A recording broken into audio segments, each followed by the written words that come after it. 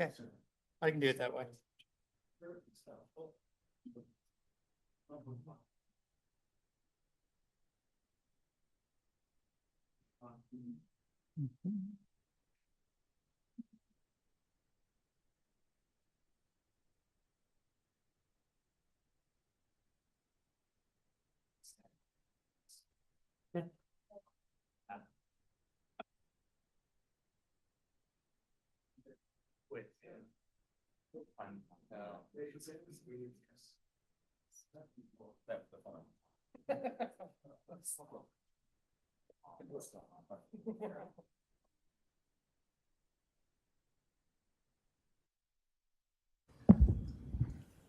Good evening, Planning Commission. Let me mute my microphone here so I'm not in outer space.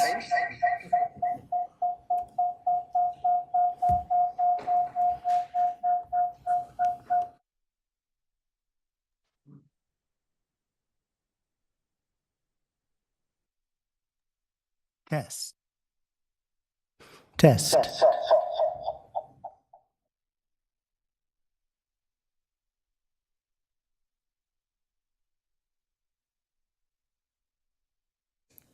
Test, test. All right. Good evening, Planning Commission. Apologies for the delay. The time is now 6:03, and we'll go ahead and get this regular meeting started.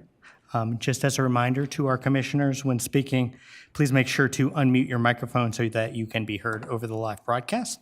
The public who did not register in advance can view this streaming live on our city's YouTube channel. For live translation services, please dial 720-386-9023 and use code 104091 * for Spanish translation services. I'd like to call this regular meeting of the Planning Commission to order. Will staff please do a roll call? Commissioner Sanchez. Present. Commissioner Van Heusen. Present. Chair Biltoff. Present. Commissioner Schechter. Present. Commissioner Kiefer. Present. And Commissioner Eggleston couldn't be with us today. Chair, you have a quorum. Thank you. I'd like to recognize Commissioner Kiefer as an alternate who will be sitting in on the commission this evening. Will everyone please rise and join me in the Pledge of Allegiance? I pledge allegiance to the flag of the United States of America and to the republic for which it stands, one nation, under God, indivisible, with liberty and justice for all. Thank you. At tonight's meeting, we will be discussing the last regular meeting minutes, Thompson Thrift Apartments, adoption of the Land Development Code update, prohibition of vinyl siding, and addition of preliminary plats. Can I please have a motion to approve the July 1st, 2025 meeting minutes? So moved. Second. We have a motion by Commissioner Sanchez and a second by Commissioner Schechter. Please open electronic voting.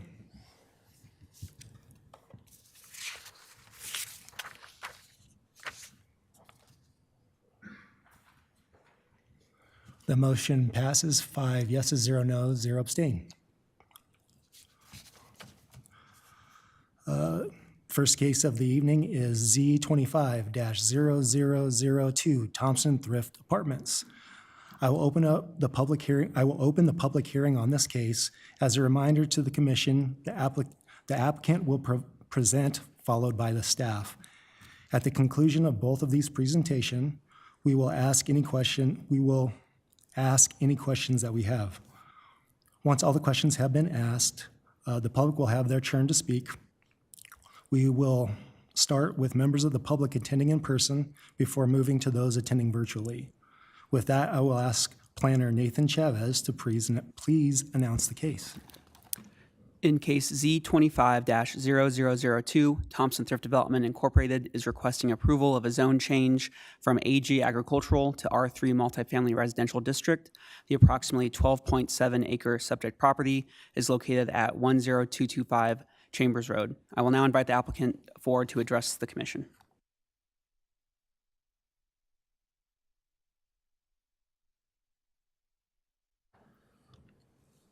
Good evening, Mr. Chair, Commissioners. My name is Marcus Pockner. I'm a land use and community outreach consultant for Thompson Thrift, and I'm honored to present on behalf of our entire team.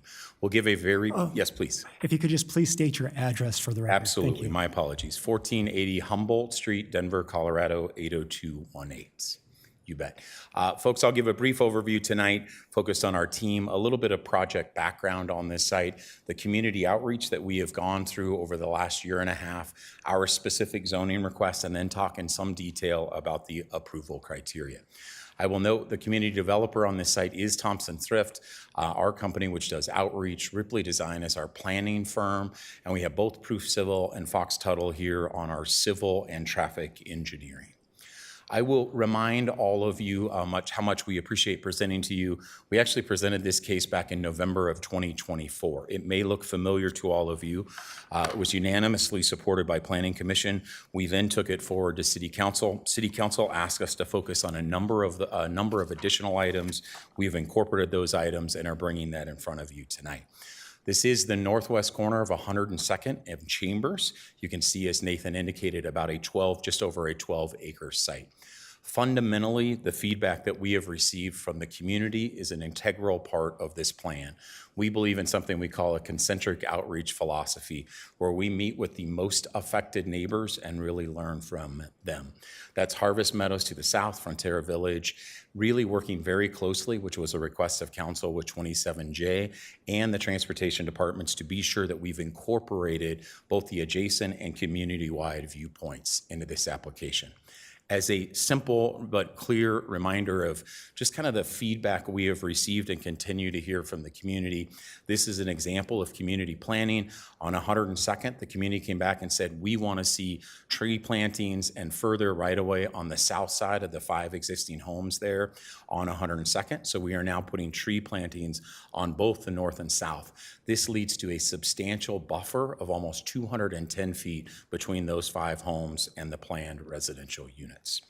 As Nathan said, and the chair, our request tonight is for a zone change. We are requesting to move from Ag Zone District, which you can certainly see the change in conditions and planned change in conditions with the Anderson Ranch PUD to the south of us, and the context. So we are changing from agricultural to R3, which is a multifamily zone district. This shows even more that change, how it is agricultural today, surrounded by PUD and straight zone districts. So again, we are requesting an R3 zone district to really provide a transition and buffer to the retail and the utility corridor to the north and the single family neighborhood to the south. As we look at zone change, we always reflect back on the comprehensive plan. As you can see, your newly adopted code that really focuses on the northern range. We're really in the heart of that northern neighborhood, and the character of that is generally defined as an area that includes a mix of housing products, which we are certainly trying to move forward. I would point out a few goals here. These are all the character goals that we really believe we comply with, but I'd look really at 4th and 5 there on your sheet. We want to provide housing by a full range of housing options and build new neighborhoods with diverse housing. 10% of this proposal will be deed-restricted affordable housing. We think that is absolutely integral and great for the neighborhood, so we are voluntarily restricting 10% of these units to further the diversity of product. I think also all the transportation goals and parks and open space, again, the 4th bullet there, 15% open space is required. We are actually approaching 25 and 26% in our open space. Again, really learning and taking that feedback from the neighborhood of ample open space and making a full 4-sided landscaping and architecture to bring the site into compatibility with the neighborhood. Just to show you that we are meeting or exceeding every requirement of the R3 zone district, this shows the chart and how we are meeting it. So if you look look at the zoning, we're actually doing less max density. We're doing 20 dwelling units per acre here at approximately 283 units. We are doing more bike parking, meeting the parking requirements, less height, about 14 feet less than the maximum height there.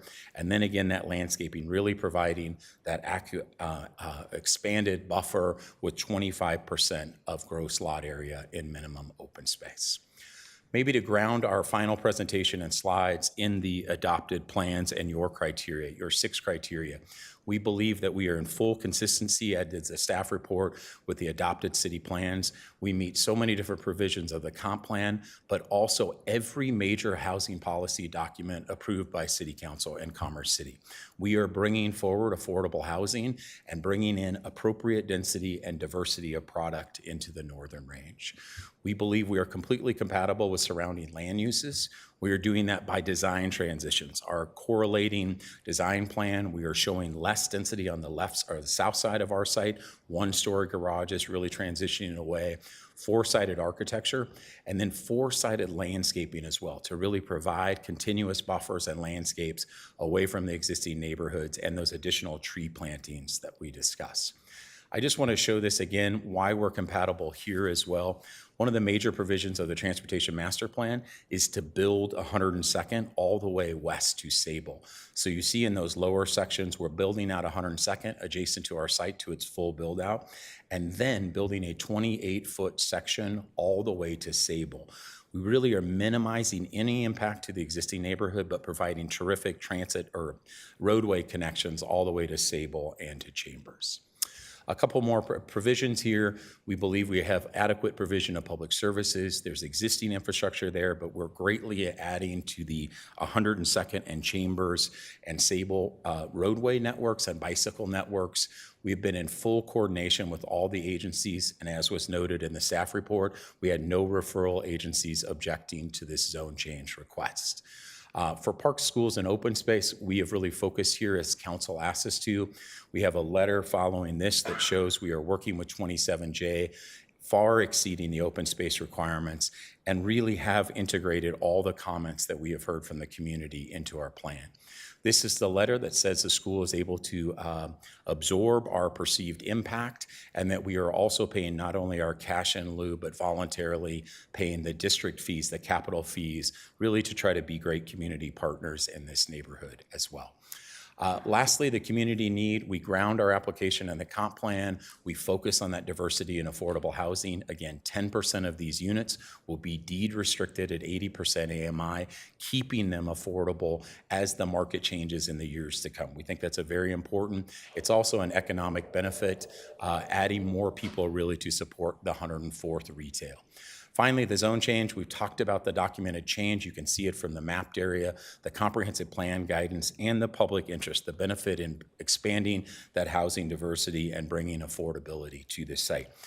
Folks, as I mentioned, we were honored to present to you and have your unanimous support, but council said we want a few more things and to focus on those issues. So we are bringing back that application with expanded affordability, 10%, expanded roadway improvements really from the community, and also we worked much more closely with 27J to be sure that they could absorb any perceived impact that we would have. So with all of that, we very much appreciate your support and look forward to answering any questions you would have on the application. Thank you. Thank you. Absolutely. Mr. Chavez?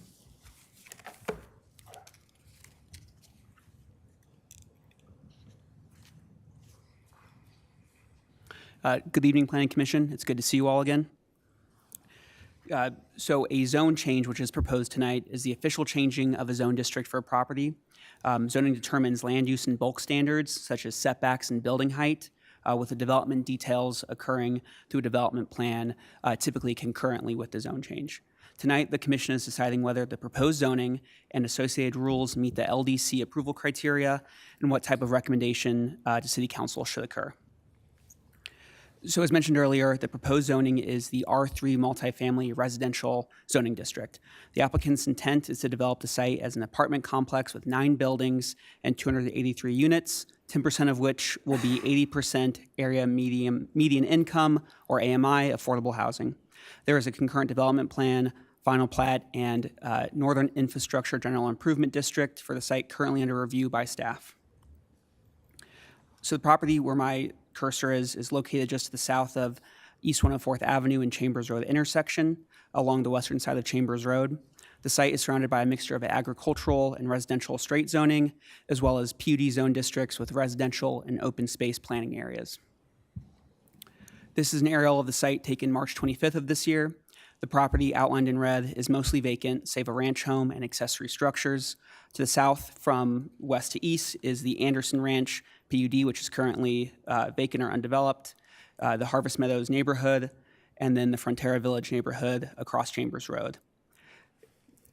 To the north are transmission lines, and then to the east and west are similar ranch-style properties.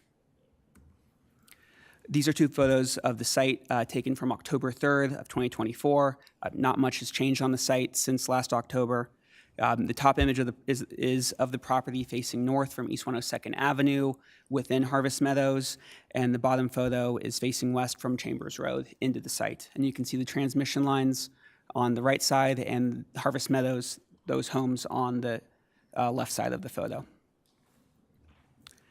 So within the 2045 comprehensive plan, the subject property is designated as Northern Neighborhoods character area. Multifamily residential is a secondary land use in this character area, which is meant to be less prevalent and serve to support the primary land use, which is single family attached and detached within this particular character area. Within the comprehensive plan's residential areas framework map, the site is designated as a greenfield development, meaning new neighborhoods roads should connect to existing neighborhoods, and higher density residential should be promoted near commercial corridors and nodes. Per the city's master transportation plan, East 102nd Avenue is classified as a minor residential collector, planned to stretch from Chambers Road all the way to the west to Sable Boulevard, where my cursor is at. Required with any future development of the subject property is the build-out of East 102nd Avenue along the property frontage. So where my cursor is at again. Improvements proposed with this particular development include a full build-out of East 102nd Avenue from Chambers to the western property line, a temporary 28-foot wide asphalt road extension from the western property line to Sable Boulevard, as well as a northbound left turn storage pocket on Chambers Road onto East 102nd Avenue, and then a right-hand turn lane, deceleration lane from Chambers Road heading south onto East 102nd Avenue. In addition, the applicant submitted a traffic impact study, or TIS, and this was reviewed by our Public Works Department and Engineering Division, and city staff agrees with the assessment that shows an insignificant amount of vehicles from the proposed development. The multifamily will utilize the Harvest Meadows subdivision, publicly owned and maintained roads. So a neighborhood meeting occurred on July 14th of this year. 8 residents attended, in which questions and concerns included if Harvest Meadows had any responsibility for right-of-way improvements. There were concerns about speeding through East 102nd Avenue once built out, when pedestrian safety infrastructure will be installed at Chambers and East 102nd, when traffic signals will also be installed at that future intersection, and where access into the new site will align with Harvest Meadows. So as of today, staff has received no written comments from the public. And then planning staff has determined that the application meets the zone change approval criteria, and staff will run through each of these approval criteria, and I won't give you every single word verbatim, but I'll paraphrase for you all. So specifically for approval criteria the proposed R3 zone district is consistent with the 2045 comprehensive plan and master transportation plan, and meets 19 goals and core principles within the comprehensive plan. The proposed zoning allows the site to develop as a multifamily complex, which offers additional housing options, affordable housing, increased connectivity, increased landscaping, and roadway improvements. So these are all the goals and objectives for the Housing and Neighborhoods chapter. And these are all the goals and objectives for 3 other chapters within the comprehensive plan. For point 2, the apartment complex proposed with the corresponding development plan, D24-006, is compatible with the surrounding land use and will act as a buffer between the transmission lines to the north and the Harvest Meadow neighborhood to the south.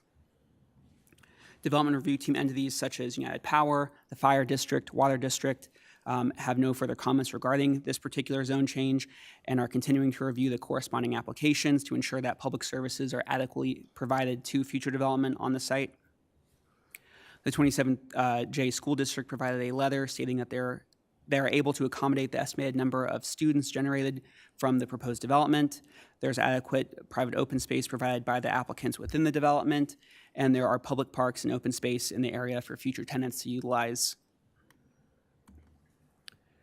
Point V, or 5, an R3 zoning district allows for multifamily, which is needed in the northern range of Commerce City. According to the 2018 Housing Needs Assessment, 86% of Commerce City's homes are single-family detached in the northern range neighborhood, and then 10% of the units proposed with the concurrent development will be dedicated via a deed restriction with the land to be affordable housing at 80% AMI. And then lastly, the site is near East 104th Avenue, an important commercial corridor for Northern Range residents. High density from an R3 zoning district development will strengthen the overall business community and attract more desired commercial uses to the area, which is within the public interest and a frequent topic of discussion from the public to city staff. And lastly, staff has noted the following items for consideration by this body. The zone change allows the site to develop as a multifamily apartment complex, which is complementary with the comprehensive plan and surrounding uses. It will result in a greater population, which is attractive to commercial and retail uses, will result in a greater mix of uses in the northern range, and the resulting increased density of housing will simultaneously increase population while maintaining available land for commercial development. In addition, development of the property will assist in creation of roadway connections between Chambers Road and Sable Boulevard, as well as greater overall connectivity for vehicular users and pedestrians in this area.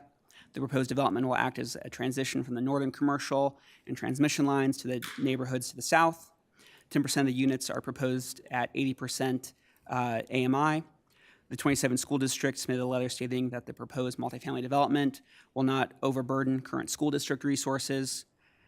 And lastly, the application meets the zone change approval criteria. So with all that said, staff recommends approval, or staff recommends, the Planning Commission recommend approval to City Council for case AV 25-0002. Staff and the applicant are here to answer any questions, and we're able to jump back to any slides as you all wish. Thank you. Thank you. Are there any questions from any of the commissioners for the applicant? Seeing none. Is there any questions for staff? Seeing none. Do any members of the public wish to provide comments on this case? Yes, please come forward.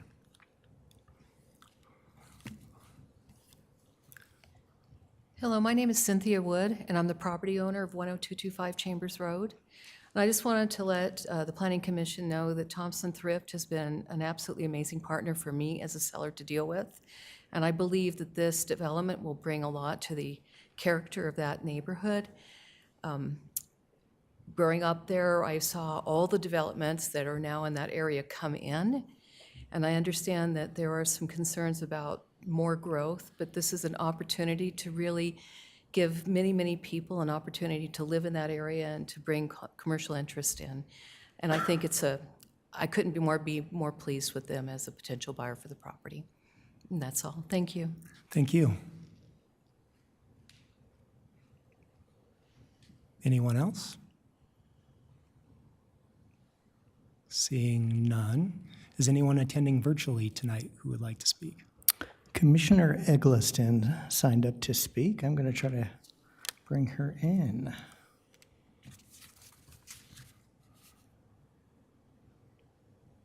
Commissioner, if you can hear us, please unmute. Just for clarity, is Commissioner Eggleston speaking as a resident or in a capacity as commissioner? That is a great question. She signed up on the public meeting Okay. notice for this particular case. Are you able to hear Which, me? if she's not being a member of the commission, she has the right to speak as a member of the public. Okay.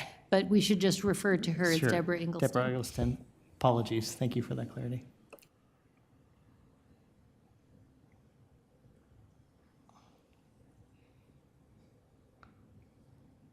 Deborah, Are can you you hear able to us? hear me, Andrew? No, can you hear me? You can unmute your microphone to speak. I see you're unmuted. Can you hear me? Can you hear me? Yes, I can hear you. Give me just a second here. I'm gonna put you on the speaker. Give me just a moment.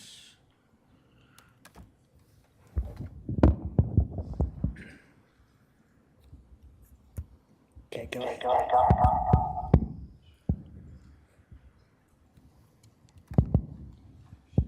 Deborah, Can you hear me? can. Go ahead. Can you hear me now? Yes, go ahead.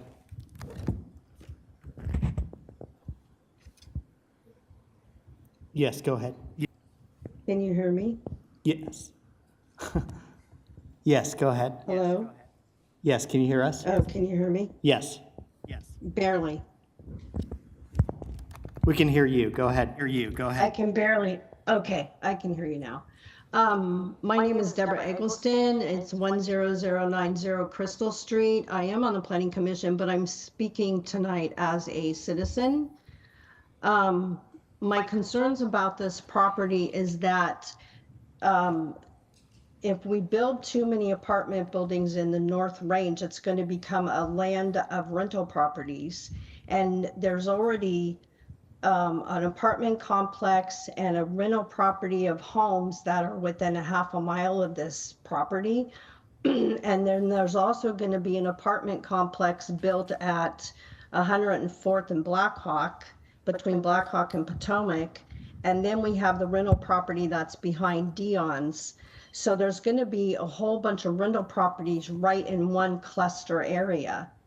And my concern is that rental properties, they are transient people that are renting these properties that come and go, and it doesn't contribute to a sense of community.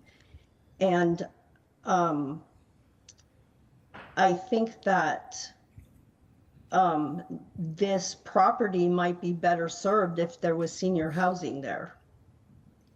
So those are my comments. It really concerns me because whenever you build a rental property like this, it decreases the value of the properties that are adjacent to it and in the surrounding area. So it's going to affect the property values in Harvest Meadows and over across the street in Frontera Village and possibly as far west as Foxton Village, since there's rental properties all around that area already.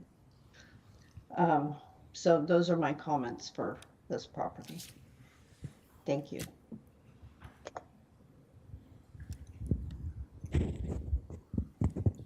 And that's the only speaker I have, Commissioner.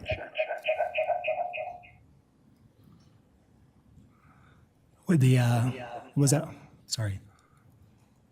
So if I heard that correctly, there weren't any additional public comments? That is correct.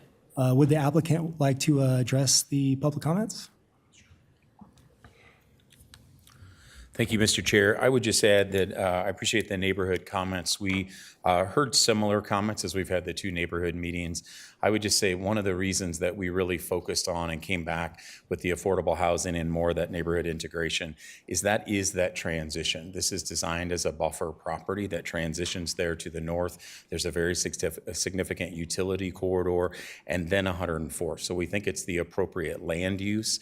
This range is defined now in the new 2045 comp plan to really show a diversity of product. And staff pointed out, Nathan pointed out, in the northern range, 86% is single family detached housing. This is the exact diversity of product that we're trying to bring into the market. So I fully respect that there are other multifamily, but we think this is very important. It's on a corridor where there should be that transition and to support the retail.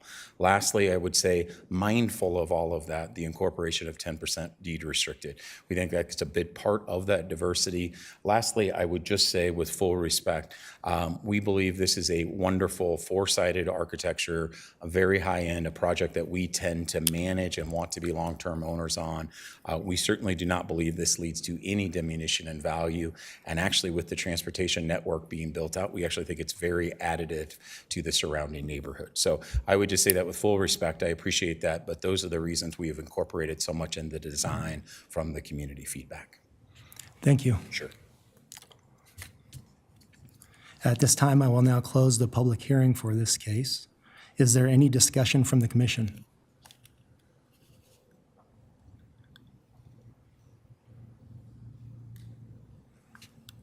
Seeing none, can we please have a motion?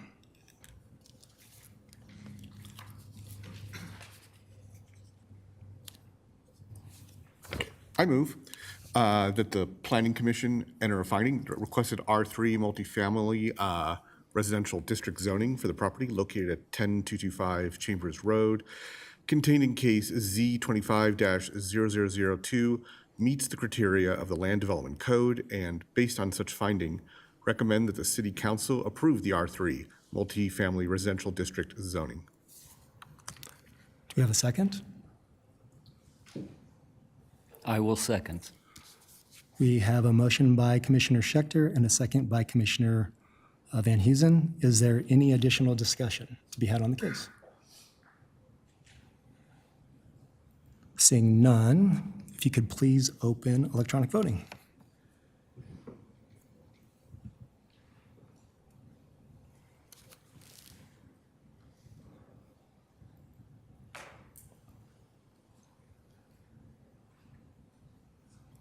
The motion passes, 5 yeses, 0 noes, and 0 abstains.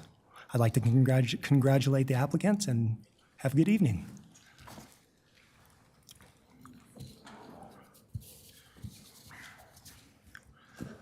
For the next item of the evening will be changes to the Land Development Code. I will open the public hearing for the Land Development Code update, prohibition of vinyl siding, and addition of preliminary plats. A presentation will be given by staff and the consultant on the newly drafted language. At the conclusion of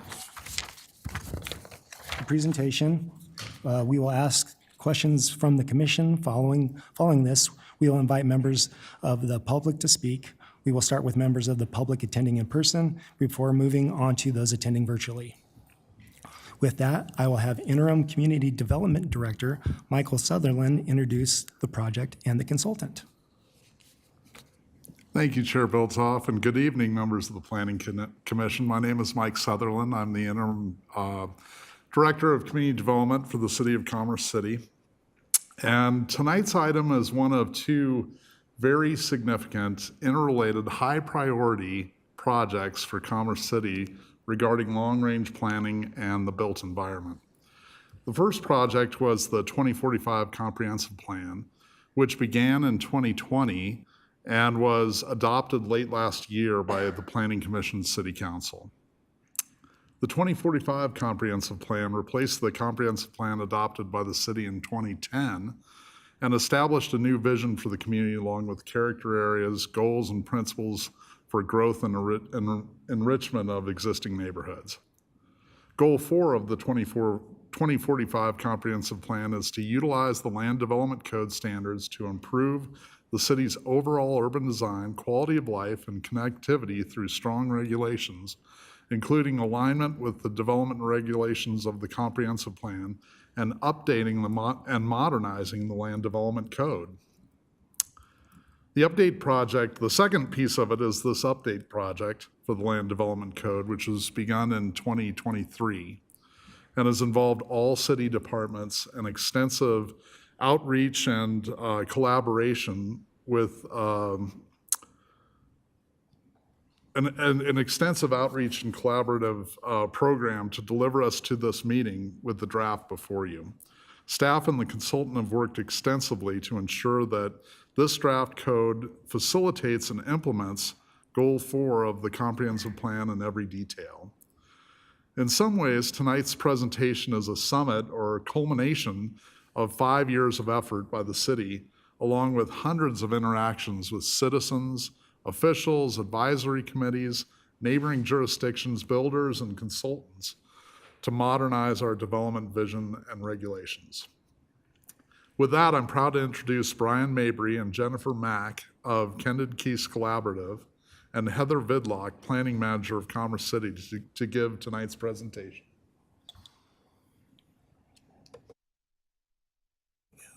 Thanks.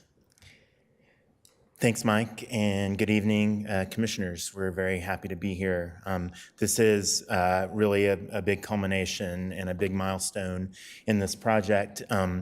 And staff has done a textbook job, I would say, keeping you all updated, keeping the city council updated as well, making the public aware of this project throughout the 2.5 or so years that we've been working on this. So very glad to be here. Project overview, I'm going to cover a few things. Project overview, give a summary of the public hearing draft. Of course, this is almost a 600-page document, so I'm needing to give you kind of the highlights of the highlights. There will be, at that point then, staff will kind of take over and talk about some very specific things that they've discussed with you all recently related to some niche but important topics, talk about some next steps in the implementation, and then, of course, you would have your public hearing and ultimately make your recommendation to City Council. The overall purpose of this document, together with the stuff that Mike was mentioning about implementing the plan, is shown on the screen here. The fundamentals of zoning and of regulating land development are to protect the public health, safety, and welfare. But there's also other aspects to it that are important as well. Having clear rules is important. That saves headaches for applicants and for staff, and makes the rules clear, set the bar where you're going to set it, and treat people, applicants, all fairly and equitably and all the same. And that is a big part of what a new LDC tries to accomplish. Supporting high quality of life, environment, and economy in the city as well. And then, as mentioned, of course, implementing the policies of the comprehensive plan. Aside from the one that was the key one about kind of updating the LDC itself, there are a lot of other policies in the plan that relate to land development that the LDC has to do with. And you can think of the policies of the plan being sort of like a menu at a restaurant. And it kind of shows a menu would show the types of meals that are available, how much they cost, a brief description, photos, and that's sort of what the public really sees. But any restaurant's going to also have a set of recipes or a cookbook that they use to make their meals, and that's kind of what the LDC is in comparison to the menu of a comprehensive plan. It shows the standards that need to be lived up to for a new development, the procedures that need to be followed to get approvals, and that's kind of like the ingredients and how long to cook in a cookbook. So that's a handy way to kind of think of the difference between these two intertwined and interrelated projects. You've already adopted the comprehensive plan, as mentioned, and now you're putting teeth to many of the recommendations and policies that are in the comprehensive plan itself with the adoption of a LDC, or the updates. You already have an LDC, and these are, of course, significant updates. An LDC contains the material you see kind of listed out there and checked off. Zoning and land use, what kinds of land uses are allowed where in relation to the zoning map. And I should say that this evening, we're really talking about the text of the Land Development Code. There will also be a map component to it that city staff will address later, but we're really talking about the written rules as opposed to how certain parcels are mapped on the zoning map right now. Has to do also a land development code with the subdivision of land, so how streets are laid out, easements, lots and blocks, and things of that nature.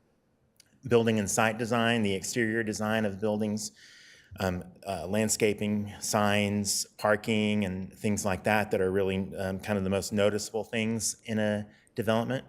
It sets up review bodies and review procedures and shows how the steps that an applicant has to go through in order to eventually get to a final decision of either approval or denial.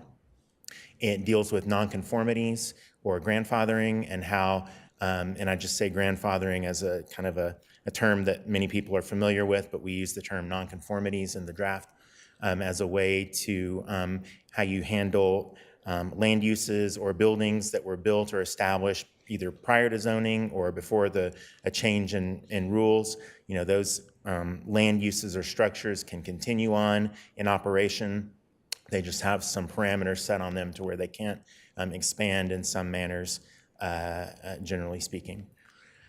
And how the enforcement, how the LDC is enforced and what penalties consist of and things of that nature get addressed toward the back of the land development code. Then the final big piece of a typical land development code, and of this one as well, is setting up the definitions. So what we mean when we say hair salon, or what we mean by setback, and those kind of terms of art that are special in a land development code. So that's sort of what a land development code addresses. Here are things that a land development code doesn't address or provide or have to do with, or kind of partly has to do with, but isn't squarely related to a land development code. So it's not property tax policy. It doesn't set a property tax rate or assess any property values within the city. It can relate to that. The zoning of a property could relate to what it's assessed or that kind of thing, but it's not directly related to that. It's not the capital improvements program, which is a budget and a schedule for improving infrastructure in the city. It's not the building code, so it doesn't mandate certain numbers of bathrooms or regulate the electrical layout of the inside of a building, but it can relate to the way that a building is designed on the exterior.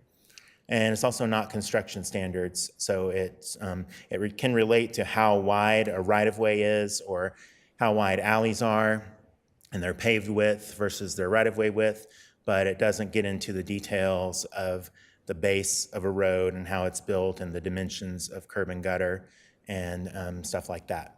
That's a different document that addresses those kind of things. Some overall project goals that we kind of started with really from the beginning are shown now on the screen. Modernizing the development code in terms of having contemporary illustrations and tables, plain English wording, as we call it, that's understandable to non-attorneys, because this is a document that, even though it's part of the city code, it's a document that non-attorneys are going to look at probably more than any other piece of the city code, I would imagine. Implementing the existing plans, policies, and objectives, and of course the major one being the new comprehensive plan. Organizing the LDC into a logical structure. Over the years, I think said it was last overhauled in 2010 or so. Over that time, it's definitely been amended, and it's been amended by different authors on staff side who have different ways of putting things and different styles of writing. And you can get differences in saying the same thing. And we wanted to have sort of it appear as a single hand, wrote all of these. Of course, had a lot of assistance from staff in drafting and Jennifer in drafting, but having some consistent wording, having procedures with procedures and standards with standards. Those are all things we try to do on most projects, and usually it goes over well, having that kind of structure. Tailoring the standards to achieve quality development being, for the most part, what is, recommended in the comprehensive plan. Streamlining review procedures so that there is where appropriate, staff can make decisions as opposed to having to bring things to a hearing that might not really rise to the level of importance that you would think of for having public hearings. An example of that would be allowing for different ways of complying with the landscaping standards through alternative compliance provisions where there are criteria and standards set out, but there's different options for the applicant to get to that approval instead of having to ask for some type of variance or waiver or things of that nature and go through a public hearing process. And there will still be many public hearings. There will be public hearings for rezonings and for variances and for bigger picture items like that. Those would never be delegated to staff alone. Those are still in there and functioning as currently, written in your current LDC. And having user friendliness, again, with graphics and tables and understandable wording. So this is the way the Land Development Code is, the draft is organized, and I won't read off each of the articles. We'll go into most of these articles with a slide or two, if not, I guess basically all of them in this presentation, but just a layout for how the LDC is organized. But first, there is a how to use this LDC section in the beginning that gives some sort of, we kind of imagine some frequently asked questions that a person might have when they're opening this document or looking at it, really more commonly online. How can I use my property? It directs you to, if that's your question, it gives you information on that. If someone has a land use in mind but doesn't know what districts, allow that land use, and it directs the reader to that information, gives some procedural information, like how do I change a zoning district, and it walks the reader through each of those questions that are posed as sort of a frequently asked questions section. There's also information on parking signs, building design, and those other topics that I said kind of make up a land development code. There's also, we don't have any slides on this, but a development guidebook that we've been working on and are nearing completion for, that is a guide for procedural matters that's going to kind of live along in conjunction with the land development code. It is a even more easier to use and understandable step-by-step process for the different review procedures. It doesn't have legal teeth. It's more of a guide that is a helpful document to go along with the land development code.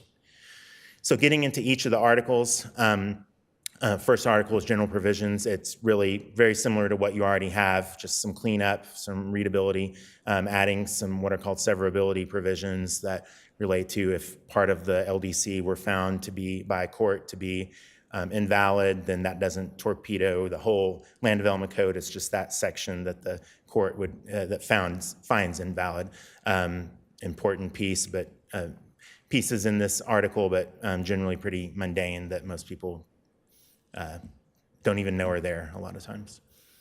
Article 2 is zoning districts and development standards. So we created the zone districts based off the adopted comprehensive plan character areas that were mentioned in the case before us. So patterning those districts on what's recommended in the plan, having a new way to organize permitted uses in a land use matrix, which is a much more common way of addressing uses as opposed to listing them out for each district. Having the development standards for each zoning district, so lot area, lot width, building height, matters like that. And then talking about which building types are permitted within each zoning district or development option. So first, on the left is the way your current land development code addresses land uses. You have uses by right, which pretty much stayed the same in the draft. Use by permit, which is a little bit different from what we see many places, which was a land use that requires Board of Adjustment approval, and it wasn't tied to the land. It was more tied to the applicant, the approval was. And then conditional uses, which you all are aware of. City Council has final approval, and those were also not tied to the land. In the draft, we carried over the by right concept, kind of changed the use by permit and restyled them as limited uses. so that they're similar in that they are different standards that apply to certain land uses in certain districts, but they are administratively approvable. They are approvable by staff rather than going to the Board of Adjustment, provided that that land use follows the exact standards that are spelled out for that particular land use in that particular district. We also made it so that that approval is tied to the land rather than tied to the applicant. Similarly, with conditional uses, they still go to City Council for final action. They still come to you for a recommendation, and they are also now in this draft tied to the land rather than tied like to the applicant that gets the approval. This is a shot of an excerpt of the use table. The zone districts are in groups, and each grouping has their own table. So there's the residential districts, the mixed use and commercial, the industrial and special purpose and overlay districts. As I said before, you can see the P's, the L's, and the C's, and the dashes. The P's are for permitted uses, the L's are for limited uses, the C's are for conditional uses, and the dashes are for prohibited uses. So you just pick a land use like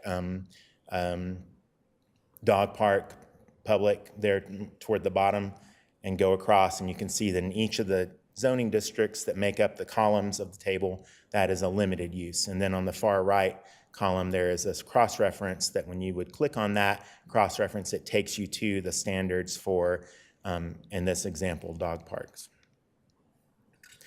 There are development options in this document that are similar to sort of the character areas of the comprehensive plan, and they link the plan to the zone districts.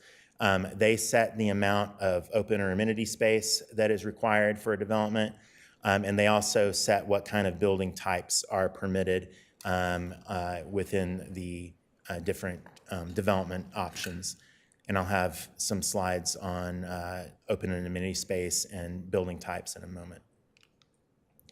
Each of the zone districts kind of is laid out similar to what you see on the screen. There is a purpose statement that describes the reason, the purpose, obviously, of the zone district. In this case, what the excerpt is from the R1 district. And we did retain the nomenclature from the current LDC to this draft LDC. So there was an R1 and there's still an R1 in this draft. So there's a purpose statement, conceptual illustration, of what a development in that zone district could look like. Provide a relationship to the comp plan, the character area that the district is related to. And then there's several cross-references there just to tell the reader, hey, there's other things to consider. This isn't all the standards related to R1 here on this page. You also have to look at, the building forms and use standards and design standards. And all of those are clickable links that would take the reader to that provision. There are building forms as well, or building types.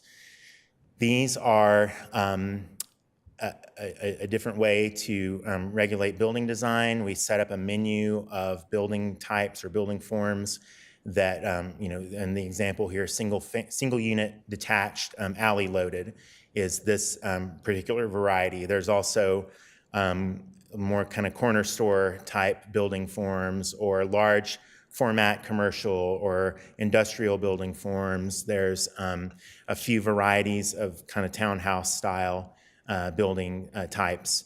And each of those building types and forms has standards related to them with lot width and lot area and setbacks and heights and how parking and driveways are to be arranged and other stuff that you see on the screen there that relate to each of the building types and forms. In Article 3 are use standards and use categories. Use categories provide, there's, probably 20 or so, 20 to 25 use categories, and they're kind of, as they sound like, broad groupings of uses that are kind of consolidated in a table like you see on the excerpt that's on the screen, which happens to be for outdoor recreation.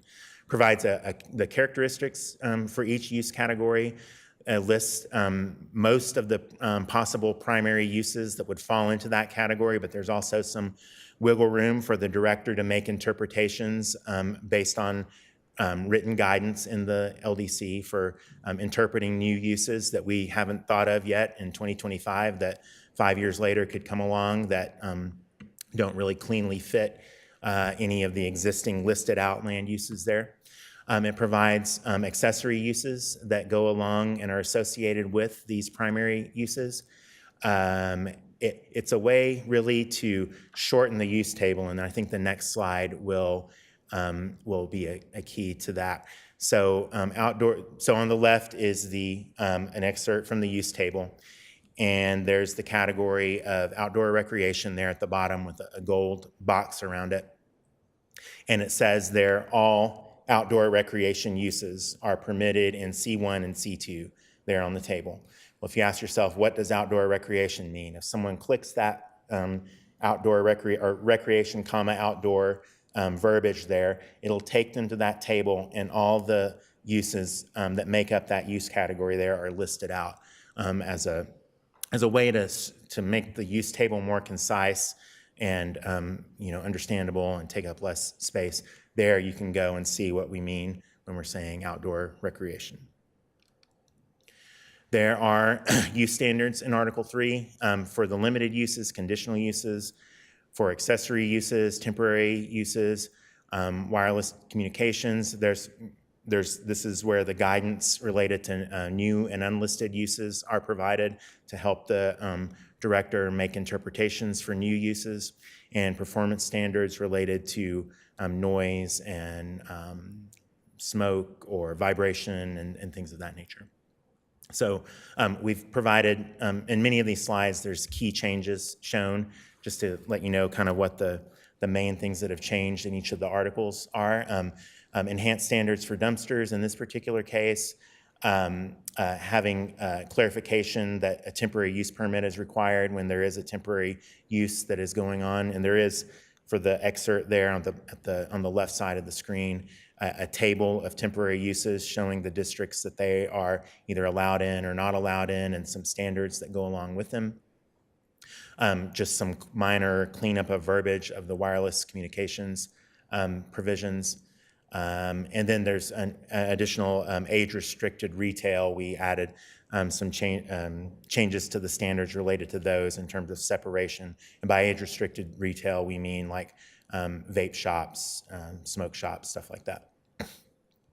Article 4 is design standards.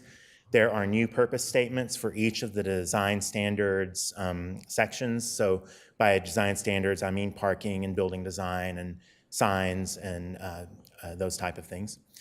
There's a table that shows what kinds of development activity triggers which of the design standards. So if someone is only making a minor change to a site, like adding 10% to an existing building or adding 10% to the parking lot, that's a relatively minor change. So fewer of those standards apply in order to kind of encourage reinvestment. Not saying you have to redo the whole site just because you want to add 10% to a building. If someone is doing a completely new development on greenfield property, then everything applies basically. And then there's some things in between where it's a medium change, and so a medium amount of these design standards end up applying. There's standards related to building materials. There are standards for non-residential buildings and mixed-use buildings. A lot of change has happened in the past 5 to 10 years or so with parking and planning, so that we've updated the parking ratios, where generally speaking, there's going to be less parking required for a given land use. That's a result of changes in technology, that people are more shopping from home and ordering out. And so the LDC reflects that. We have tractor trailer parking, and staging requirements, foundation plantings. Many of these have their own slides, so I'll go ahead and move past these bulleted items and get to the actual slides. We talk about permitted building materials. Those are listed out, permitted roofing materials, as well as having illustrations for each of them. There are prohibited building materials listed out as well, and this kind of interrelates with an upcoming piece from staff that they've discussed with you all related to vinyl siding as a prohibited building material. There is some allowance for secondary materials to be used that might not be, you couldn't do the whole building as that type of material, but you can do 10% of a facade with these kind of accent or secondary materials. There are also, aside from the materials, there are actual building design standards, and they are sort of presented in a menu style where there are different options, as I said earlier, options for different ways to comply, but that still meet the rules so that an applicant or a designer, architect can pick from different features to work into their building in order to meet the requirements. There are standards related to tractor trailer parking, as I said on the list on a few slides back, to help prevent driver fatigue, help improve safety. These are required in related to industrial uses in the industrial zone districts. They're spelled out in terms of their size, how many are required, and there's some, at the request some time ago, this was presented to the city council in a work session, and they wanted to add some minor landscaping requirements to these areas, and so those have been worked in as well. There's foundation planning standards in the landscaping provisions where, as you can see in the image there, they're at the base of a building. There is some flexibility in there to allow for sculpture or monuments and other kinds of art along with the landscaping. There are certain districts where the requirements are either eased up or there's no requirement, and those are like the residential and agricultural districts. They have to be fire resistant, recognizing this climate and the care that you all have about these types of issues. And they can't be directly against the wall either, just to further that fire safety element. There are tree preservation provisions in the draft, basically 8 inches or more if they're matured. One preserved tree would count as 2 new trees, up to 50% of the site. They have to be protected and healthy, and they have to be documented and certified in order to count. And then there's, if they are lost within 2 years of the certificate of occupancy, then they would need to be replanted and replaced. There's a sustainability index in this draft. This is a way to promote energy efficiency and conservation. There are some exemptions built in, like if a building is a LEED, LEED, LEED approved or certified building, then the assumption is they've got enough sustainable practices on that site or in that building to not have to comply with the sustainability index. And there's some other certifications as well in the draft besides LEED that are a little less well known, but that are in there to exempt out certain buildings or sites. Also, there's some exemptions for smaller developments, like the cutoff, I think, is 3 or fewer units for a residential development. Then they're not going to have to comply with the sustainability index, just recognizing those smaller scale types of developments might have trouble doing that. But basically, incorporating certain sustainable features that are all spelled out in a long table that is the sustainability index. They accumulate points by working in these various features. So as an example there, just development in the MU1, the mixed use 1 district, gives 0.75 points. There's other examples there, constructing an impact resistant roof gives 0.5 points, and eventually you work your way up to having the number of points you would need based on either, if it's residential, the number of units, or based on if it's non-residential, the square footage of the building. Open or amenity space is part of this document as well. Each of the development options has a percentage of a development that has to consist of open or amenity space. This isn't lot by lot. This is for the entire development. And there's a menu, again, of different types of open and amenity space to work in, and those are all listed there. It's just another way of, many developments here will still be able to do, open space or parkland or natural area, but there's some more mixed-use styles of development that wouldn't be possible or really fit within the character. So there's allowances in there for squares or plazas or community gardens instead, where they can get their points that normally, would have had to have been some form of true kind of traditional open space. Subdivision standards, Article 5. Clarifications on several different things here between like what a minor and major subdivision is. Generally, this is, about the street layout, so more gridded street requirements in denser districts versus curvilinear and more suburban or less dense districts. Other types of standards for trails and facilities, and we worked and got a good amount of input from the city engineer's office for much of these provisions. So, the subdivision standards apply when an applicant is proposing to divide property that hasn't been subdivided or to replat property that already has been. We've worked in state-related exemptions, and then there are rules in this article related to street connectivity, sidewalks, trails, and several other things that you see on the screen there. All the review bodies are spelled out in Article 6 from the City Council on down to the City Engineer, and what their duties are, what and for you all and for the Board of Adjustment especially, there's some rules in there related to meeting procedures, and you probably all have your own kind of separate rules of procedure that get into more detail, but these are kind of bigger picture things that are set in for each of the review bodies. Article 7, review procedures. Overall speaking, consolidating elements that kind of in your current draft were scattered in several places into one location, which helps to reduce inconsistencies and duplications.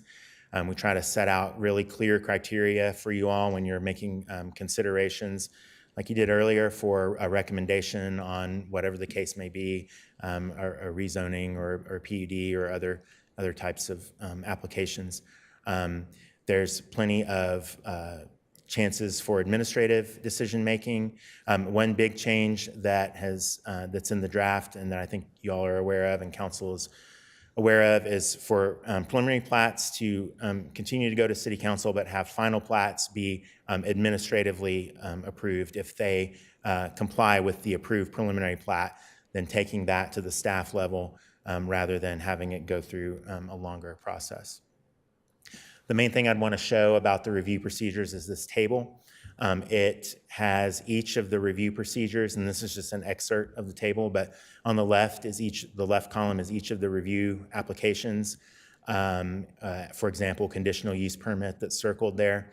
It has a little dot there if it requires a pre-application meeting and a neighborhood meeting. It then shows in the next column who makes recommendations on the request, and those brackets indicate that there's a public hearing required.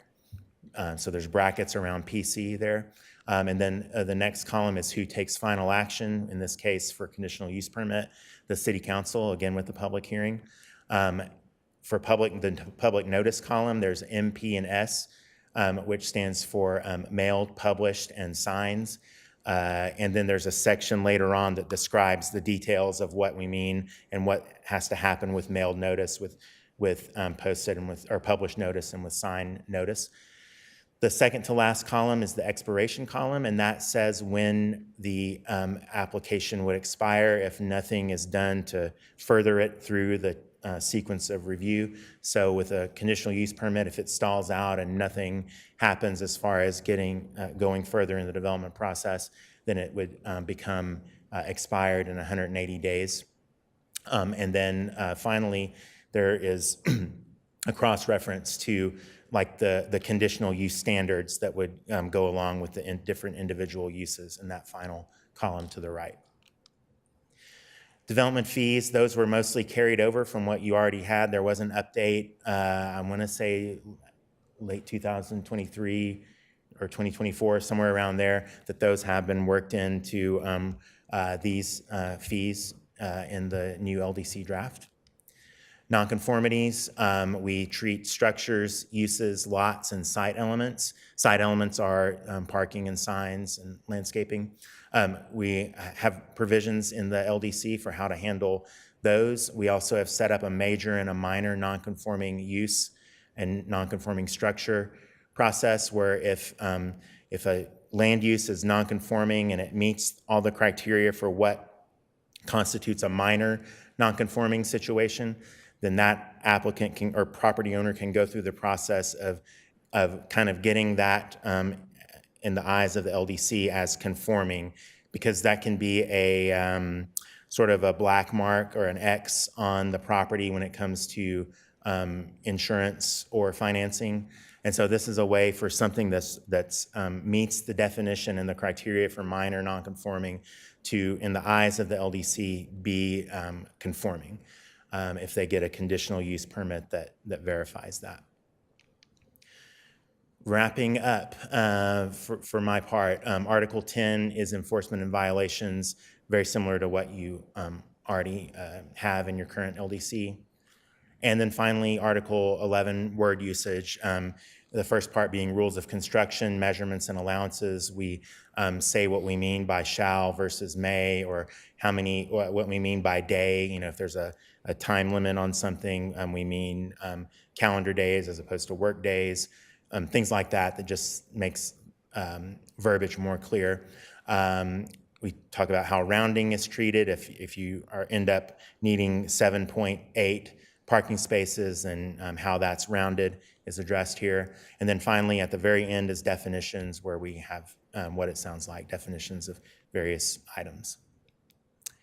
So, you know, I think all of this comes together to promote predictability for applicants and for neighbors when they've got something going in next to them. When a development has to go by the rules of the LDC, which are very spelled out, as opposed to a more open-ended process like a planned unit development. There still can be planned unit developments, but you know, spelling out the rules very clearly and with articulate language and with illustrations, we think is a good thing for everyone involved, and can result in more streamlining of applications. Having stronger neighborhoods with the design standards we proposed. The economic vitality kind of relates to the streamlining I mentioned before. Sustainable growth with things like the sustainability index I talked about, and being clear and helping staff make interpretations with clear language is beneficial to everyone as well. And so now I will turn it over to Heather for some specific topics. Yeah, I can take the remote. Okay. Thanks. Thanks, Brian.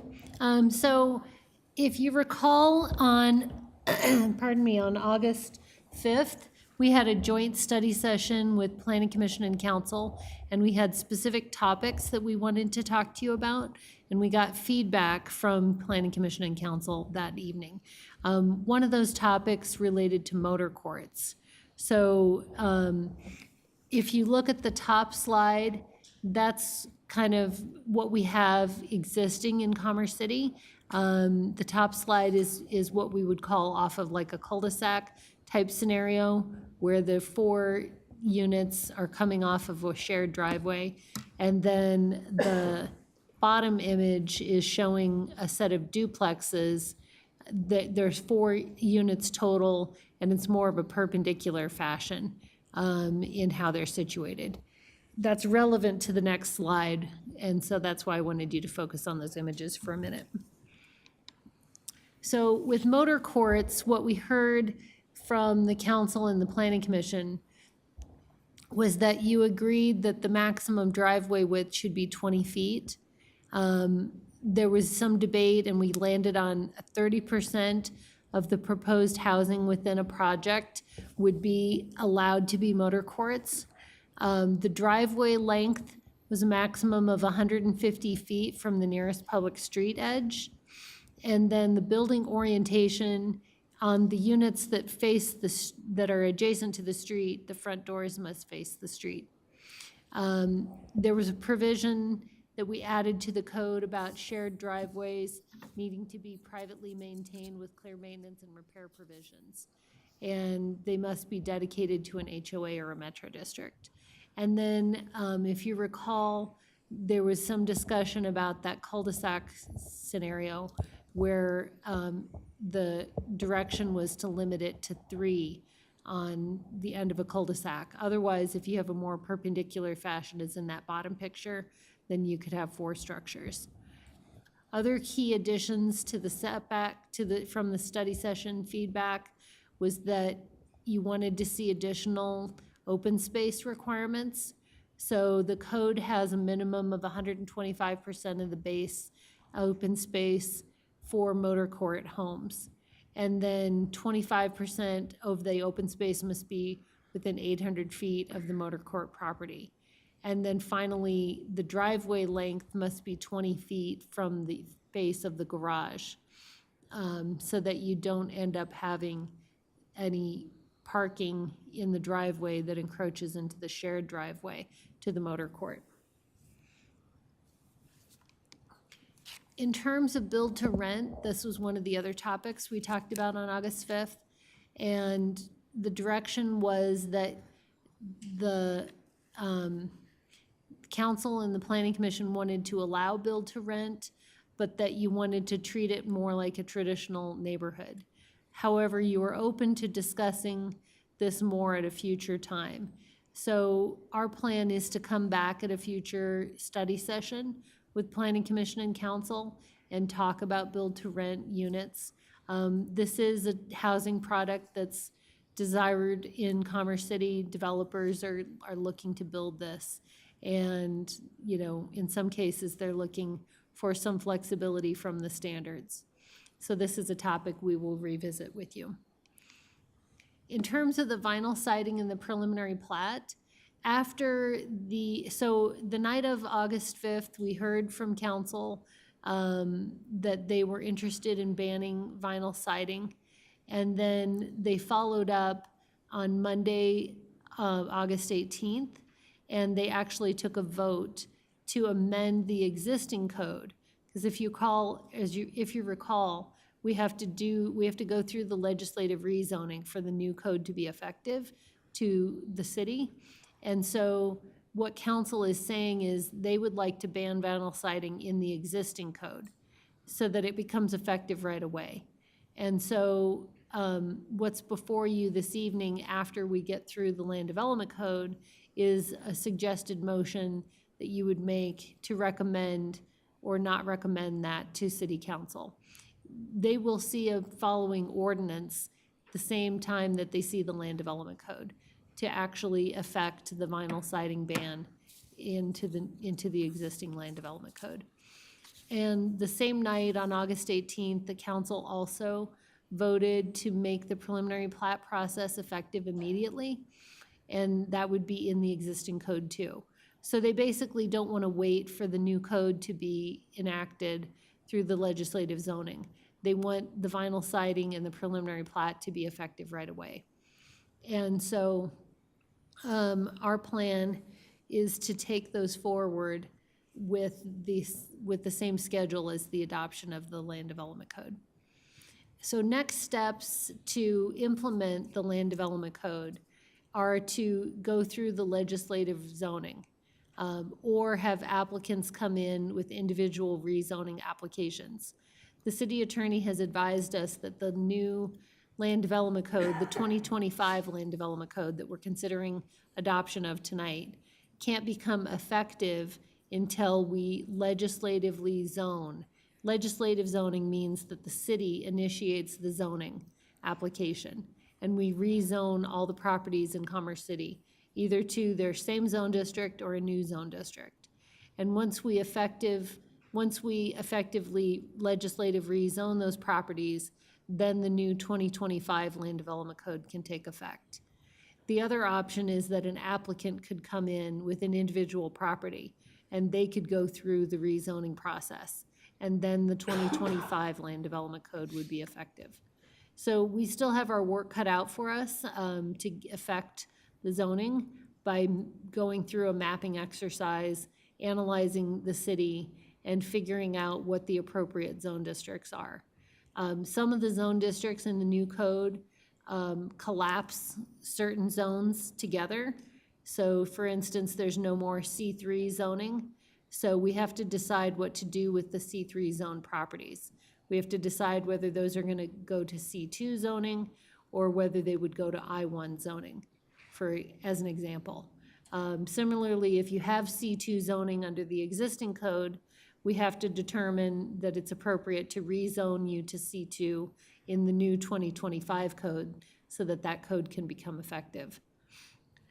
So we know we want to do lots of public outreach with regard to the legislative rezoning. We know we want to talk to the business community and to property owners that would be impacted by the change. And so we plan to come forward at a future Planning Commission, City Council joint study session in the coming year with a strategy about how we want to go about the legislative zoning. The other thing we have to do to implement the new code is we have to update our permit software for the new application types.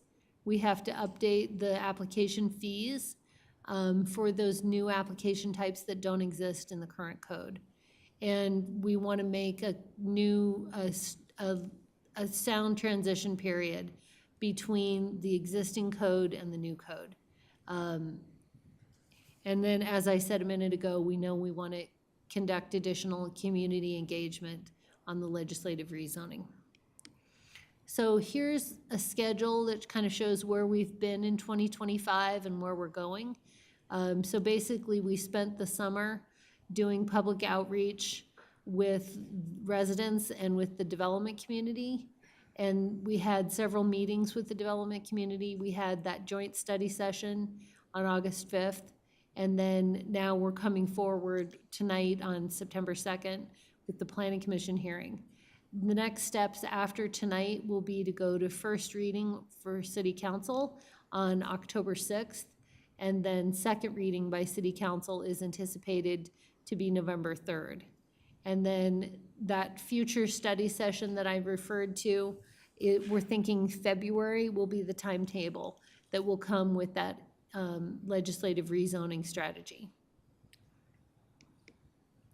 So with that, it concludes our presentation, and Brian Mabry from Kendig Keast and I, as well as Mike, are available to answer any questions that you have of staff or our consultant.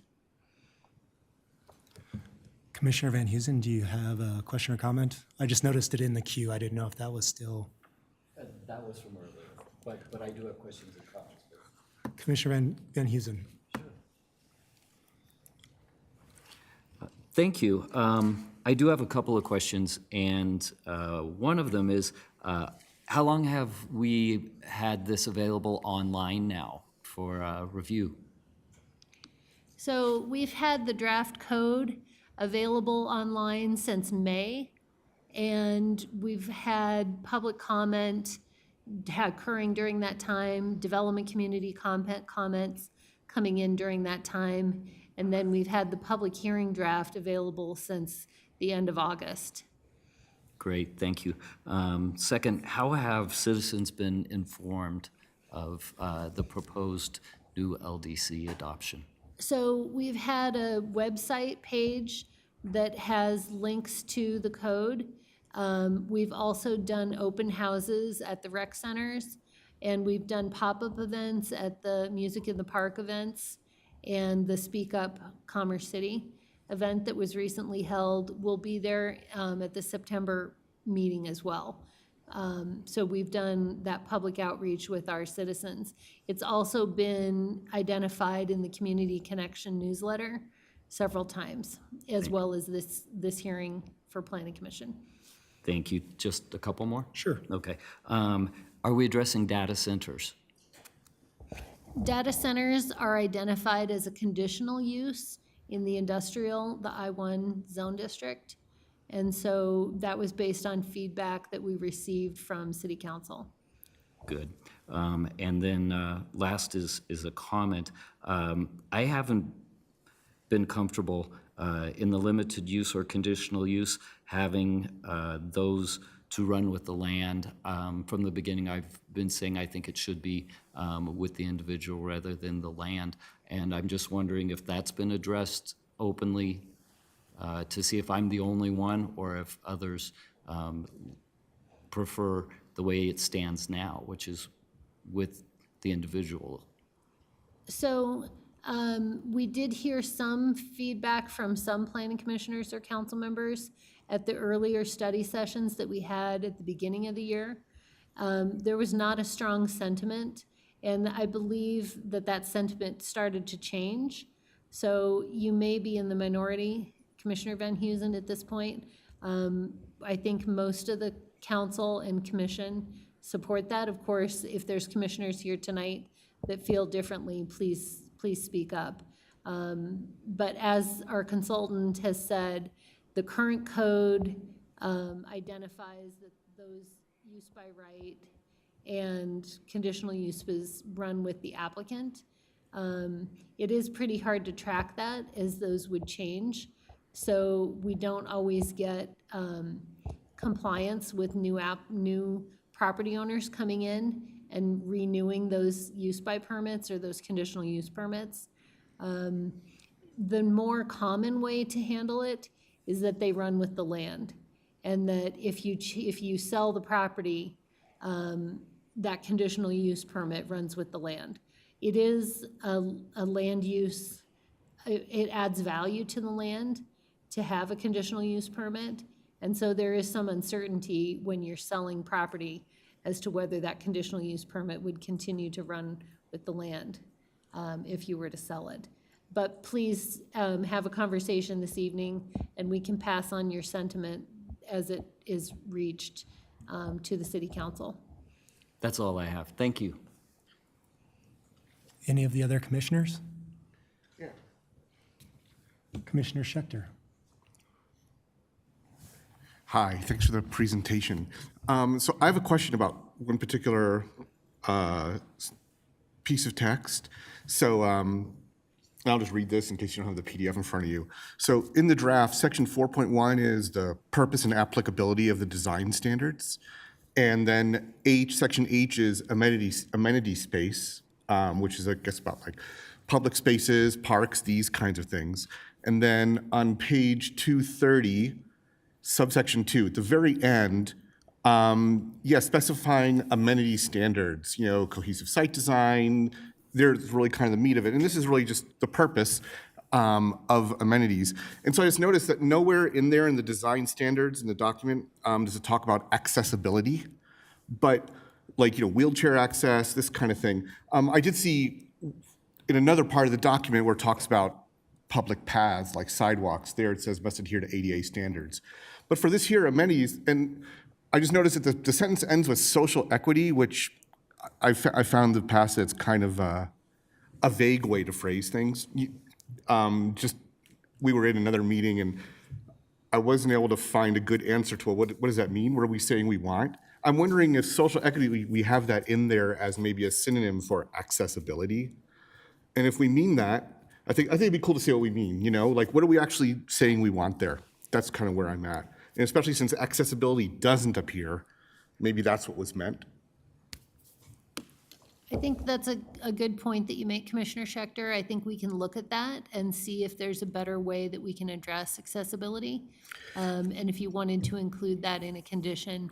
Yeah, just because that seems like that would be the place where it would go. Like, how do we design parks and things? What are our guiding principles, right? Like, it would go there. And maybe that was what was meant by the authors. So, Okay.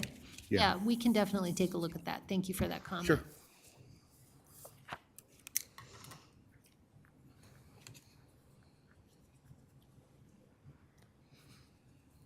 So one other point, just to follow up on, you just got my mind thinking, just to Commissioner Schechter's point, in terms of accessibility, I understand the point of the language, but isn't that handled in other areas of the code? Like in ADA, in IBC, where it's noted that those are code requirements in public spaces, so I get the point of speaking to what we're meaning, but isn't that addressed through other mechanisms within our code framework that we currently have? Can I reply to you directly, or are you posing I it to have a them? question for staff. I have an answer for you, but go for it. Yeah, you're right, Chair Biltoff. The building code does address accessibility in great detail, and so that's the primary mechanism. The construction, the engineering construction standards also deal with ADA. I don't know if Commissioner Schechter's point was to just be more global in that point, but obviously the land development code does not get into the specifics of ADA accessibility as the building code or the engineering standards do. Thank you. And we can hold that point for our discussion after the comment. I was going to say, yeah, to you, Wait, Commissioner Schechter, just Ms. Vidlac, is it a question or I was going to a- reply to her. She said she didn't know what I was addressing directly. Or, then go ahead. yeah, I guess I see two things that maybe they could, like, on one, I see social equity, it kind of means different things to different people. And, we're writing something for future generations. I think it's good to really put it out in a silver platter. What do we want to see here? And then since I didn't see the word accessibility, I thought, oh, maybe that's what was meant. Because accessibility, that's pretty defined. But, accessibility doesn't actually go there. It comes somewhere else. Okay, that makes sense. If it's at a different level of abstraction, I get that. So those were my two goals that I saw when I looked at that. Okay. Any other questions or comments from the commissioners? Seeing none. Do any members of the public wish to provide comments on these items? Yes, the gentleman in the brown shirt first. Oh.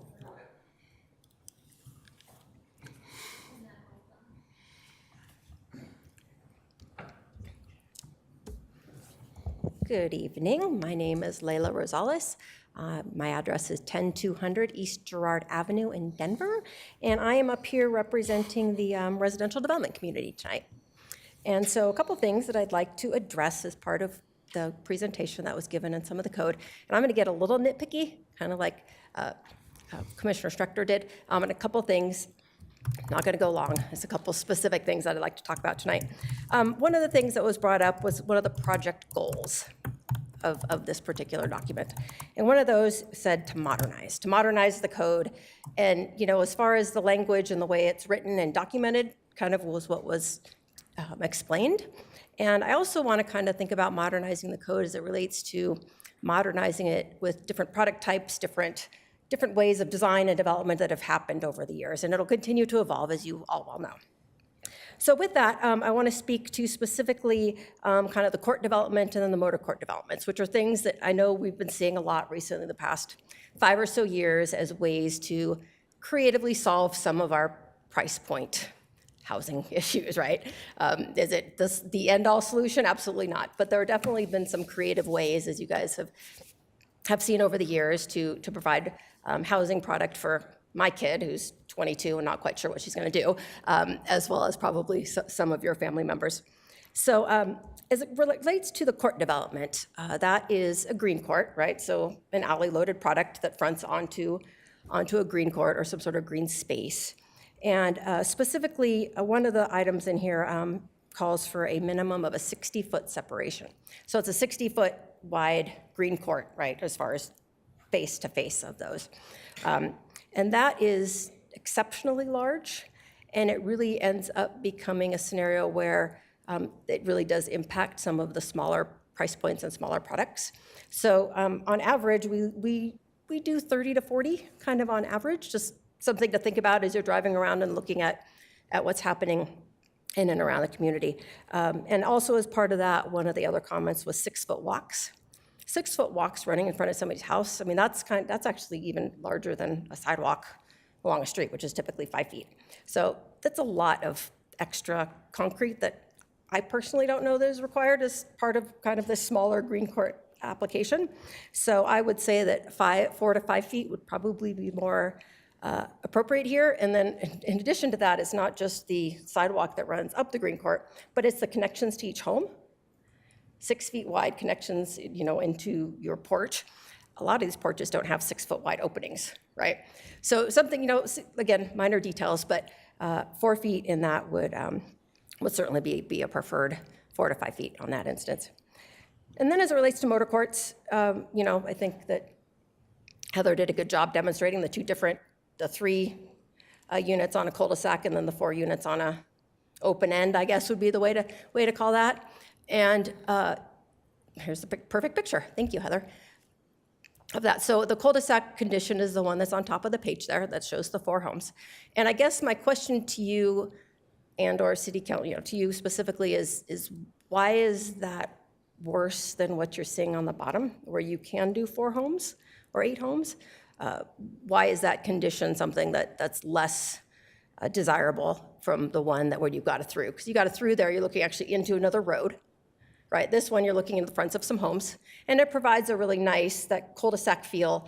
Some anecdotal evidence we've got really says that a lot of those homeowners really create their own little community there and hang out and play basketball and, sit around and enjoy each other in the space. So I would encourage you to consider having kind of a maximum for a motor court being 4 consistently through that particular land use.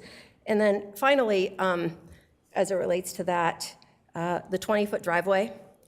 If you look at the picture on the bottom here, that's a 20-foot driveway, and it really becomes very impersonal. And going back to kind of some of that evidence of the use of those motor courts, they really do become used. Just think of a cul-de-sac on a traditional one of those old homes too, something where you use it. And then again, we do have, the streets are wide, right? They're designed to have parking on them. That's why they're as wide as they are. If they weren't, we would hopefully make them narrower so there'd be less asphalt.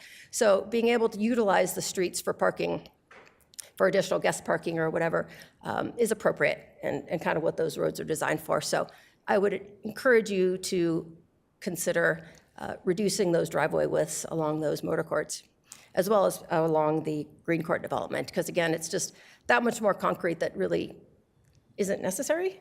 And we have not had any issues as it relates to parking, anecdotally, in any of these communities or neighborhoods. So those are a couple things that I've got that I'd love for the Planning Commission to consider when you're considering conditions of approval for this. And then lastly, and this is just something I happed upon as I was listening to the presentation, this has to do with the open space. And I was looking at those multipliers. And I think just understanding, I'm a landscape architect, so I design a lot of this stuff, I build it, and just looking at the price points or the costs of some of these. As an example, the tennis courts had a 1.4 multiplier per the square foot. Well, first of all, a tennis court is itty bitty, right? And they are really expensive. And so if I'm in there looking at that as a designer, looking at that menu, I will never build a tennis court. It just does not make any sense, right? It's just financially not a feasible thing to do when I can do a greenway or a natural area instead. Same with the parks, same thing. I guess I would just encourage you to ask them to kind of think a little bit more about the costs of each of these and make that a little bit, demonstrate a little bit better with how the actual costs are of these different elements. Because I think that there's probably a discrepancy there, and the unintended consequences, you might not get as much of that active play space as you kind of want. That's all I've got for now. Thank you so much. Thank you. Thank you, I'm sorry. We'll see you.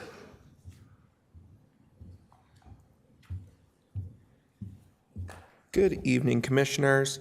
Thank you for the opportunity to speak. My name is Michael Farrington of 11775 Wadsworth Boulevard in Broomfield.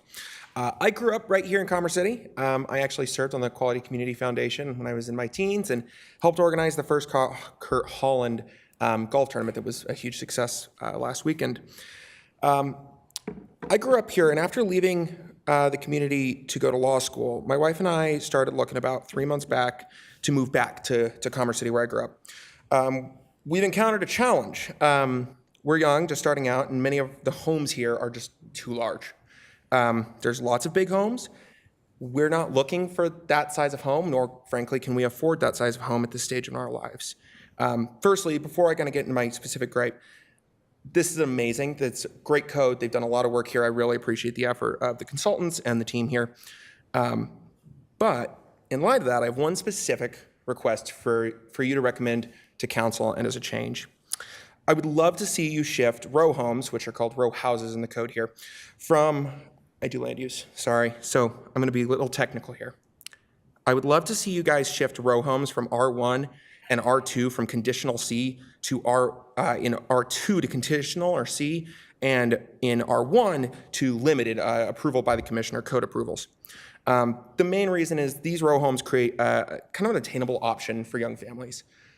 In places like Arvada, which has done it very well in parts of Denver and South Denver, row homes are a real way to align with city goals. They build that gentle density without building full-size apartment complexes that we all know many of the community is not a fan of. But it's a nice middle ground between single-family homes, duplexes, and those larger structures.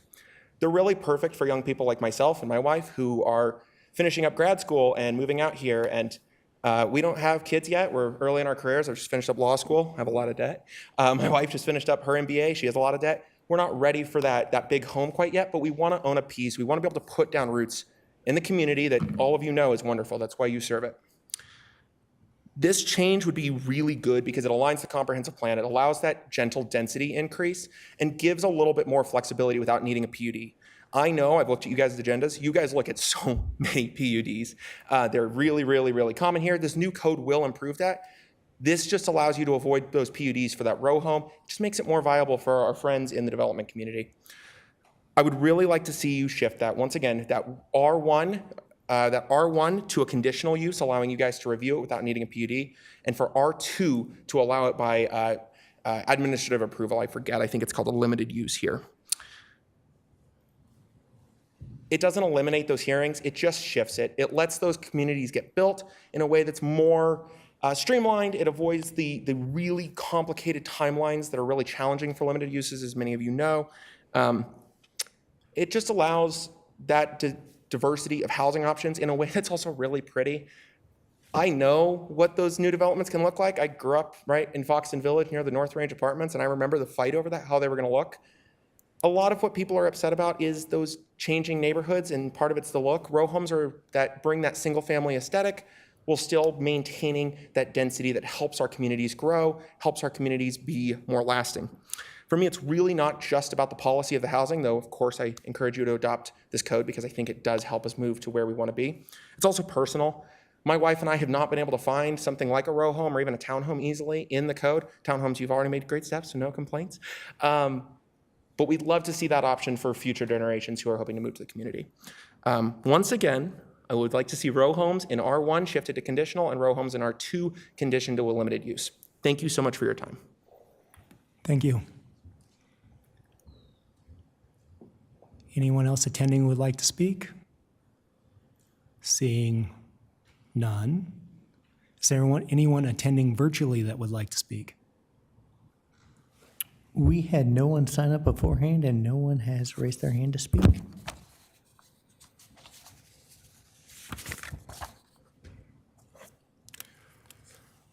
Thank you.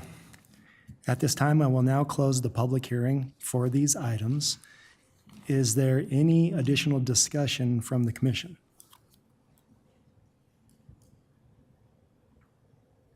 I want to reply to you. Commissioner Schechter.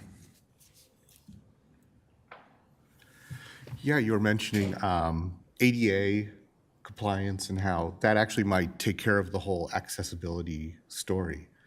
I'm skeptical because of the Bison Ridge Recreation Center and our experience with that. So I'm sure that Bison Ridge is ADA compliant, but lowercase accessibility, I'd say it's completely inaccessible. It's not walkable. Unless you, I guess, maybe if you live in the housing complexes directly south of it, there. But coming from Reunion is what my perspective, and yours too. You would have to cross over the two highways, and there's no lanes there to walk in. You're actually on it's a fast double yellow road. There's no walk signs. It's unsafe to bicycle. When it was first set up and designed, there was talk about a path straight from 112th right to it, because it's right there, it's a straight shot. I heard from a previous mayor that money ran out, and so it made it sound like it was a matter of priorities, is why we can't just walk or bicycle from Reunion to the rec center. That's just my perspective, that actually it's not accessible. And so to me, I see accessibility on two different levels of abstraction is kind of my way of seeing it. Thank you. Well, and to the point, I would, to argue against, I understand the point of community accessibility, but if staff could give some clarification to this would be just to the development of each individual parcel, not necessarily to Commissioner Schechter's point of a connected, accessible community, correct? Do you understand the question that I'm asking? Because I think it would be undue to ask the development community to provide a large connected infrastructure that would be outside of the purview that's not necessarily in the constraints of the property that they own. Yes, I understand the question, and I think as we review larger subdivisions, we definitely try to look at that connectivity issue. And as you had pointed out, the international building codes, the international residential code, they address buildings and parking lots and their relationship to each other. But thank you for that example. That's a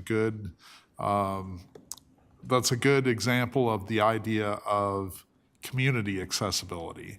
And I think as we review subdivisions and that type of thing, we are looking for that type of connectivity, particularly as we work with other departments in the city, like parks and their input on trails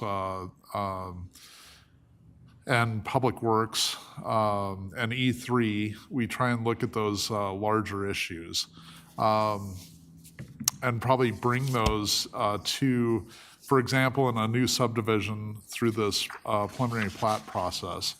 Those are the type of topics that we'd love to talk about as we bring some of these subdivisions to you and kind of tackle it in that way.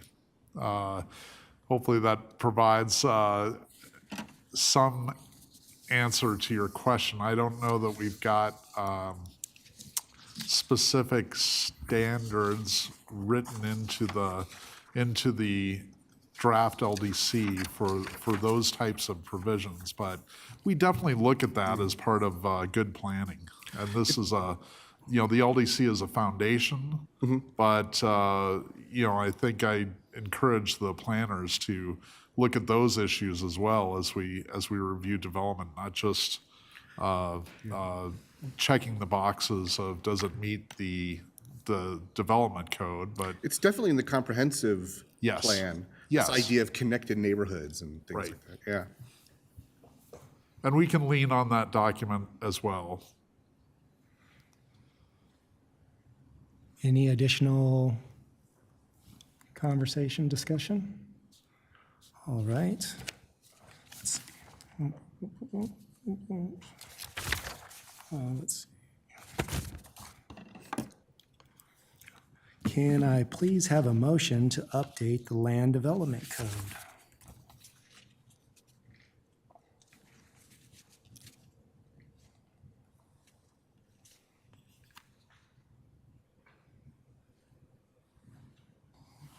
Commissioner Schechter? Sure. Approval. I recommend the Planning Commission enter a finding that the Land Development Code is satisfactory to the Planning Commission and recommends the city approve and adopt the code. Do we have a second? Second. Commissioner Sanchez. Is there any additional discussion needed at this time on the motion?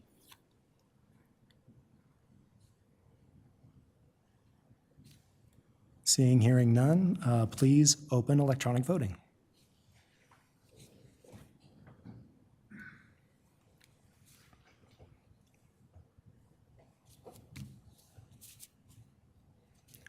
The motion passes 5 yeses, 0 noes, 0 abstains.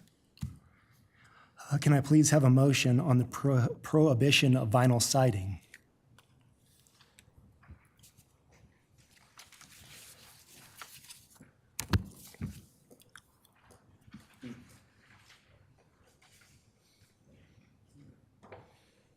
Commissioner Kiefer? I recommend, excuse me, I recommend the Planning Commission enter a finding to amend the current land development code to prohibit vinyl siding in construction and recommend the City Council approve and adopt the amendment. Second. We have a motion and a second. Any discussion on this motion? Seeing none, please open electronic voting.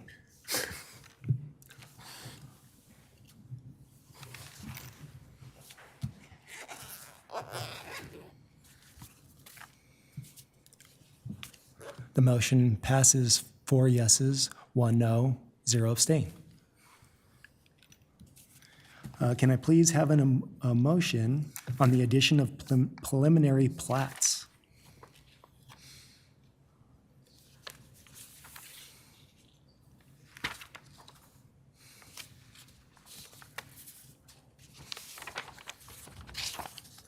Commissioner Van Huzen?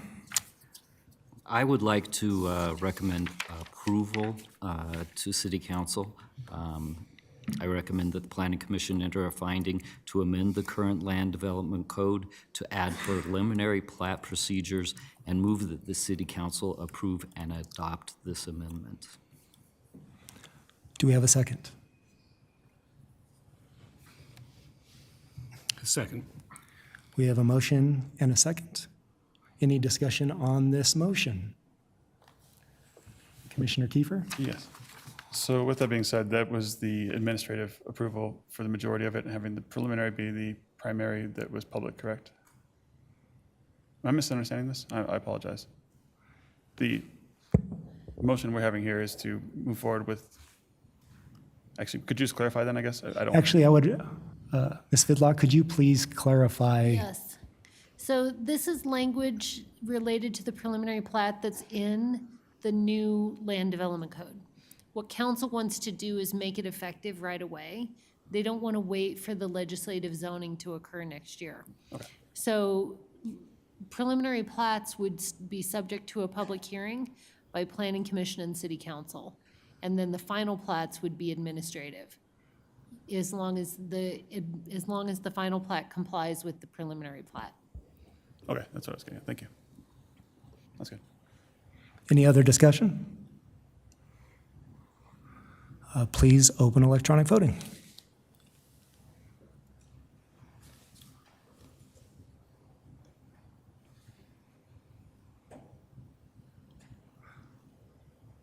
The motion passes 4 yeses, 1 no, 0 abstain.